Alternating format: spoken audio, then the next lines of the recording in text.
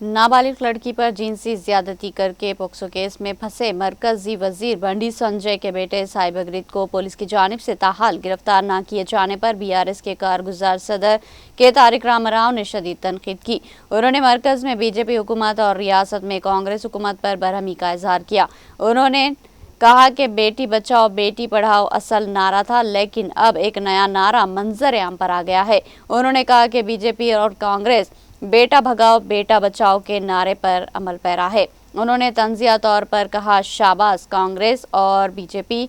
इससे कबल एक लड़की पर जिनसी ज्यादती के मामले पर मुलजिम करार दिए गए मरकजी वजीर ममलिकत बराए दाखिला बंडी संजय के बेटे बंडी भगरीद को पुलिस की जानिब से गिरफ्तार न किए जाने पर मुख्तलिफ तरह की कयास आराइयाँ सुनने में आ रही। इस केस की तफ्तीश कर रहे खुसूसी अफसर रेतिराज गायकवाड़ ने मीडिया से गुफ्तगू करते हुए कहा कि पुलिस इनका कॉल डेटा इकट्ठा कर रही, मिलते ही उन्हें पकड़ लिया जाएगा। इस पर सोशल मीडिया पर यह तबसरे गर्दिश करने लगे कि भगरीद मफरूर है।